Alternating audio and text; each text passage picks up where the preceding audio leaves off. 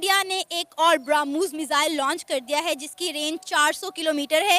क्या कहेंगे कि इंडिया मिसाइल पर मिसाइल लॉन्च कर रहा है और हम इंडिया को अपना दुश्मन मुल्क कहने में ही हमने अपना वक्त ज़ाया कर दिया, उनसे खार खाने में अपना वक्त ज़ाया कर दिया और वो कहाँ से आज कहाँ पहुँच गए हैं। बिल्कुल ऐसे ही है। इंडिया हमारे से तकरीबन हर सेक्टर में तकरीबन मेरे ख्याल में कामयाब है। अगर हेल्थ को ले लिया जाए, एजुकेशन को ले लिया जाए, वहाँ पर एंटरप्रेन्योरशिप को बहुत ज़्यादा प्रायोरिटी दी जाती है। बड़े तरीके से उनको यूज़ किया जाता है कि वो अपना बिजनेस क्रिएट कर सकें। यहाँ पर हमारे एजुकेशन सिस्टम को तो पहले डेवलप होने में लगता है अभी सदियाँ लगेंगी। ब्रह्मोस मिसाइल की तो बात मेरे ख्याल में अभी ये नई नहीं है। उसके अलावा भी अगर देखा जाए, हेल्थ सेक्टर को देखा जाए, हम उनके डॉक्टर्स की किताबें पढ़ते हैं। बल्कि यहाँ पर हमारे MBBS करने वाले जो डॉक्टर्स हैं वो हैं जो इंडिया के डॉक्टर्स की किताबें पढ़ के यहाँ पर अपने आप को डॉक्टर कहलवाते हैं। डॉक्टर साहब, मुझे बवासीर है पर ऑपरेशन से डरता हूँ। बवासीर एक आम समस्या है। इसके लिए वैद्य ऋषि का अर्शकल्प एक सेफ और क्लिनिकली टेस्टेड आयुर्वेदिक फॉर्मूला है। हमारे जो मुल्क के जो हुक्मरानी रही ना, असल में तो एस्टेब्लिशमेंट के हाथों में रही है। ठीक है, तो उन्होंने इस कार्ड को खेला हुआ है कि इंडिया के साथ चूंकि जंग करनी है, हमने उनको मारना है। ठीक है, तो हमें यही पढ़ाते रहे हैं आज तक कि इंडिया हमारा दुश्मन है। ठीक है, वो हमारा दुश्मन है, लेकिन आपने उसको अगर फतह करना है तो टेक्नोलॉजी के लिहाज से फतह करें। ठीक है, पहले नंबर पे दुश्मन समझना नहीं चाहिए, दौर चेंज हो चुका है। लेकिन नहीं, वो तो आपकी बात ठीक है, लेकिन किसी हद तक कायदे आज़म ने ऐसे तो नहीं पाकिस्तान बना दिया ना।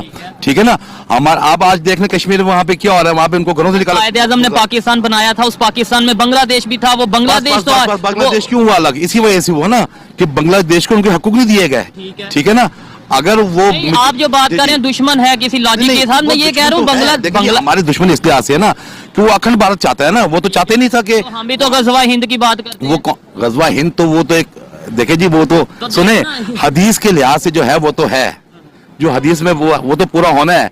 अब गजवा हिंद कहाँ से लड़ा जाएगा हमें नहीं पता कि उस वक्त हिंद के इलाके में कौन कौन से शामिल थे, लेकिन लड़ा जाएगा वो और वो फतह होगी।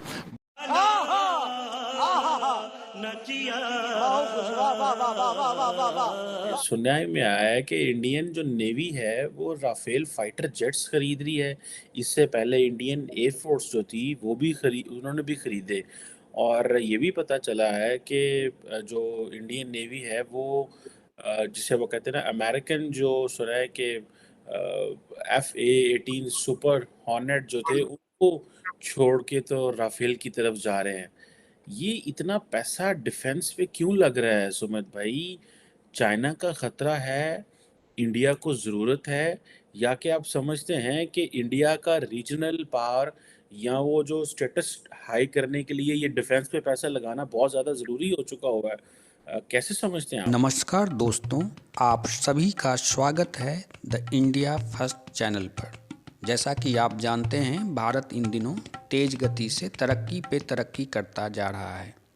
हर दिन कोई न कोई रिकॉर्ड भारत के नाम जुड़ जाता है। शायद ही कोई सेक्टर हो जहां भारत ने अपना दमखम न दिखाया हो, चाहे वो मैन्युफैक्चरिंग का मामला हो या डिफेंस का। रक्षा क्षेत्र में भारत अंतर्राष्ट्रीय पटल पर लगातार अपनी पहुंच को मजबूत करता जा रहा है और इसी की धमक हमारे पड़ोसी मुल्क पाकिस्तान महसूस कर रहा है। तो आइए जानते हैं पाकिस्तानी मीडिया एवं वहाँ के पब्लिक का क्या ओपिनियन है। उसके अलावा पाकिस्तान के हालात एक तो बहुत बुरे चल रहे हैं इस वक्त। यहाँ पर पॉलिटिकली तौर पे भी देखा जाए तो इश्यूज इस वक्त इतने हैं कि शायद मेरे ख्याल में किसी को रोटी मिल जाए तो वो अपने आप को कहता है कि मैं खुश नसीब इंसान हूँ। तो अल्लाह खैर ही करे। यही कहा जा सकता है कि पाकिस्तान में भी कभी बेहतरी आएगी, ख्वाब की तरह ही चल रहा है अभी। एक ब्रह्मोस मिसाइल कोई 8 से 6 महीने पहले पाकिस्तान में भी आकर गिरा था, याद होगा आपको। तब हमने बड़ा शोर मचाया था, बल्कि हमें हमारी एजेंसीज को तो बड़े टाइम बाद पता चला कि कोई मिसाइल आके पाकिस्तान में गिर गया है। मैं इस पे यही कहूँगा कि हमारी एजेंसीज को मामलात अपने जो असल देखने वाले हैं वो अगर देख लें तो शायद उनको पता चल जाए कि कोई मिसाइल बन रहा है या क्या चल रहा है। वो अपने असल जहाँ पर उनका फोकस होना चाहिए वहाँ पर ही जब फोकस नहीं करे तो जाहिर सी बात है उनको हमेशा लेट ही पता चलेगा कि हो क्या रहा है। मीडिया में भी मेरे ख्याल में ये खबर बड़ी लेट आई थी और बड़ी देर बाद पता चला था, और बाद में उसके सिर्फ वो जो टूटा पूजा रह गया था उसी को देखने के लिए लोग चले गए थे कि हाँ भाई यहाँ पर ये पड़ा हुआ है, यहाँ पर ये कभी गिरा है।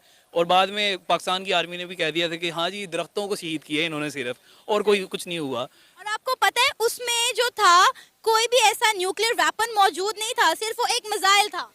हाँ, ये तो वैसे वाकई अजीब सी बात है कि सिर्फ एक मिसाइल था। ये तो एक तरह का मतलब उन्होंने मतलब मजाक किया, शुगल किया है, दिखाने के लिए कि हम एक मिसाइल वैसी उड़ा के भी फेंक सकते हैं आपकी तरफ।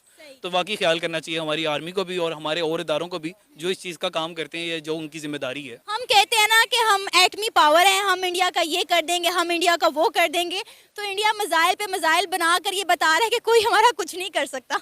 ऐसे ही है, ऐसे ही है, क्योंकि इंडिया अगर हमारा दुश्मन मान भी लिया जाए कि हमारा वो दुश्मन है, हमारा अगर वो दुश्मन है तो वो हम देखें, उससे सीखें, कुछ समझें कि इंडिया अगर हमारा दुश्मन है तो हम उसके मुकाबले में क्या हैं या उसके मुकाबले में कर क्या रहे हैं। तो मेरे ख्याल में तो बहुत ज़्यादा ज़रूरत है पाकिस्तान को अभी मज़ीद डेवलप होने की और अपने आप को बेहतर करने की। तुमसे ना हो पाएगा। नेशनल सिक्योरिटी के लिए, राष्ट्रीय सुरक्षा के लिए जो भी उपयुक्त होगा, जो भी अप्रोप्रिएट होगा, वो किया जाएगा। और देखिए, जब आपकी कंट्री डेवलप हो रही है, आप सुपर पावर इन मेकिंग हो, आपके आपका आर्सेनल, आपका रखरखाव, आपका लिविंग स्टाइल, आपका ease of living, ease of business, everything has to go up. And modern technology, modern day equipments of the warfare have to come in. अगर आप Rafale की बात करें, राफेल के जो डील है बहुत बड़ी है। आप इसको अमेरिका वगैरह के बारे में देखिए, मैंने आपको आपके पुराने शो की बात है, तो मैंने आपको बोला था 4-5 कंपनियां अभी हमारे को सी ट्रायल्स दे रही है, बोला था 5 महीने पहले बोल चुका हूँ आपको। और मैंने तब आपको ये भी बोला था most probably Rafale will make it, क्योंकि राफेल का जो इक्विपमेंट है वो एडवांस्ड है। और 3-4 चीजें जो हमें समझने की, करीब 86 राफेल इंडियन एयरफोर्स को चाहिए, 36 राफेल इंडियन नेवी को चाहिए। 86 और 36 करीब 125 जहाज की बात कर रहे हैं मोटा मोटा। यहाँ जो राफेल एम है, इसमें जो है ये जो कैटापोस्ट लॉन्च होता है और जो एरेस्टर बेस्ड लैंडिंग होती है, दोनों को सपोर्ट करता है। ठीक है, हमारे दोनों एक तरफ का कैरियर पे चले। दूसरी बात चीमा साहब, आपको याद होगा ये शायद 5 अप्रैल 2021, हाँ 5 अप्रैल 2021 को एक एमओयू हुआ था हिंदुस्तान एरोनॉटिक्स और सेफ्रॉन इंजन, सेफ्रॉन टेक्नोलॉजीज के बीच। ये जो इंजन है ये M88 सीरीज का इंजन है। इसका ये हाई थ्रस्ट इंजन है। आई थिंक इसका thrust is 110 kilo knots care. ये इंजन इंडिया में बनेगा और जो भी ये राफेल बनेगी, ये इंजन इंडिया में बनेगा और 50% ये जो बनेगा जहाज ही इंडिया में बनेगा। उसके बाद यहाँ असेंबली आएगी और यहाँ से एक बार फिर ये एमआरओ हब बनेगा। MRO is maintenance research and maintenance repair and operation hub बनेगा इंडिया का राफेल। और इसके बाद जो यूएई में जाएगा, जो इंडोनेशिया में जाएगा, जो ग्रीस से जाएगा, तो इस प्लांट से निकला हुआ राफेल बनेगा। तो ये मेक इन इंडिया जो हम कहते हैं उस पर भी फिट हो रहा है। तो यहाँ टेक्नोलॉजी ट्रांसफर भी हो रही है, इंडिया में प्रोडक्शन भी हो रही है, सप्लाई लाइन भी आ रही है और धीरे धीरे इंडिया को एमआरओ हब बनाया जाएगा एशिया का, एशिया पैसिफिक का राफेल का। और उसके बाद ये टेक्नोलॉजी यहाँ से जो जहाज निकलेंगे, नए ऑर्डर यहाँ से बन के निकलेंगे। तो ये आप इसको एक छोटी डील ना समझिए, बहुत बड़ी डील हो रहा है। MRO business is worth hundreds of billions dollars 5 years 10 years down the line. आपको याद होगा पीछे रतन टाटा जी ने बोला कि ये हुआ था कि भाई रतन टाटा जी 100 जहाज खरीद रहे हैं, 500 जहाज खरीद रहे हैं $10 बिलियन में। अब मैं आपके किसी चैनल पे था पाकिस्तान के, तो मैंने कहा basically the idea is MRO hub, क्योंकि अभी जो एमआरओ बिजनेस है करीब it is valued around $500 billion yearly. अभी एशिया में जो सबसे बड़ा है वो है सिंगापुर। जैसे इसमें passenger to cargo conversion, cargo to passenger conversion, काफ़ी चीज़ें होती हैं। और अगर हब देखे, जैसे मैं डेल्टा एयरलाइंस की बात करूँ, डेल्टा का हब है हांगकॉन्ग, बहुत सी एयरलाइंस का हब है सिंगापुर, जबकि लॉजिकली अगर आप एशिया की बात करें इंडिया सेंटर आता है। तो एमआरओ के साथ साथ जब एमआरओ आप यहाँ लाओगे, अभी क्यों नहीं आ रहा है ये हब्स, यहाँ क्यों नहीं बन रहे, एविएशन हब क्यों नहीं बन रहे? हमारे पास एमआरओ नहीं है। सिंगापुर या जापान में एमआरओ फैसिलिटीज है, जैसे हमारे पास एमआरओ फैसिलिटीज आएंगी, करीब 10 से 12 airlines will have hubs in India. और आपको तो पता होगा India is the fastest growing aviation market. जो वर्ल्ड ओवर एविएशन मार्केट्स का CAGR है करीब 11-12% है, हमारा CAGR 25% है। आपने पीछे देखो एयरबस का CEO आए थे मोदी जी से मिलने, मैंने फोटो भी ट्वीट की थी, तो इसीलिए आए थे। ये सबसे बड़ा मार्केट है। और हमें क्या चाहिए चीमा साहब? देखिए आपको अच्छे अच्छे शुभ समाचार सुना रहा हूँ मैं, आपको बोलता ना आपको शुभ समाचार सुनाता रहूँ। देखिए हमें क्या चाहिए, हमें चाहिए इंजन, हमें चाहिए हाई थ्रस्ट इंजन। और हाई थ्रस्ट इंजन अब यहाँ बनेगा। अभी 5 कंपनियां वैसे बाय द वे इंजन बनाना शुरू कर दी, UB Technologies, Rolls Royce, Safran, Sukhoi और हिंदुस्तान एरोनॉटिक्स। और ये जो सेफ्रॉन के इंजन है डेल्टा में, ये हमारा जो है चेतक है, ध्रुव है, उसमें ऑलरेडी लगते हैं। तो अब ये इंजन बनाने के बाद हमारा एक अपना कमर्शियल एयरक्राफ्ट का भी वेरिएंट है। कमर्शियल एयरक्राफ्ट का जो हमारा वेरिएंट है उसका नाम है सारस, 32 सीटर 72 सीटर।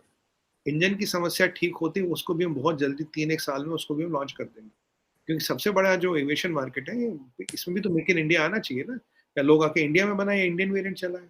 और अभी आपको मैं बात बता दूं, जो हमारा एविएशन का मार्केट है, प्राइवेट एविएशन का जो है, जिसे चार्टर्ड प्लेन्स कहते हैं, ये एक टाइम में शायद कुछ हजार का था, आज से 7-8 साल पहले। अब ये 4 मिलियन का आ गया।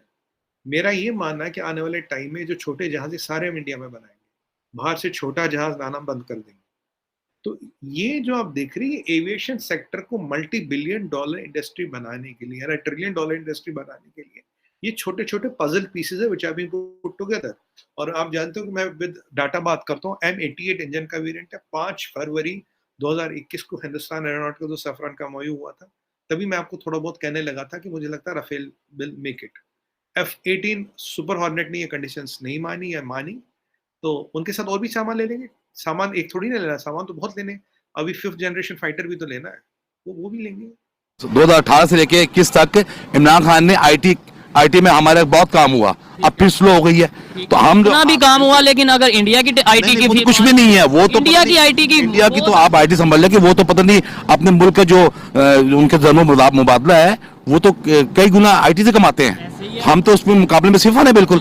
यही तो बात कर रहा हूँ ना सर, आप शायद मेरी बात नहीं समझ रहे कि हम आज तक यही कहते आए कि जी उन्हें ये कर देंगे, गलत कहते रहे ना, गलत कहते रहे हैं, बिल्कुल गलत कहते हैं। हम ड्रामे बनाते हैं, हम ड्रामों में ही जाके उनको घुस के मारते हैं, बस ड्रामों में और फिल्म ड्रामों में ही मारते हैं। 71 की जंग देखने, पैसों की जंग देखने, पैसों की जंग शुरू जब हुई थी, ठीक है, उन्होंने रात को हमला किया था, लेकिन उसके बैकग्राउंड देखे ना, पीछे जाके तारीख पढ़े तो हमें बताया जाता रहा कि मुजीबुर रहमान जो है ना वो गद्दार था। गद्दार नहीं था, वो मेजॉरिटी जीता तो उसको आप हुकूमत दें, आपने नहीं दिया। आप तो बंगाली को समझते नहीं थे, ठीक है। दूसरे नंबर पे रात को हमला करें या दिन में हमला करें, जंग के अंदर ये कोई कहीं पे लिखा हुआ है कि सिर्फ दिन में हमला करना है? बात असल में ये है कि जो 65 की जंग हुई थी ना, उसके पीछे तो आप सितंबर से पीछे भी तो चले जाए ना, तो क्या आप 71 की जंग की बात कर रहे हैं? नहीं 65 की जंग, 65 उसमें भी तो पीछे आप क्या करते रहे ना। मैं ये नहीं कह रहा, 71 की जंग में आपने जुल्म किया तो उन्होंने फायदा उठाया, आपने जुल्म किया।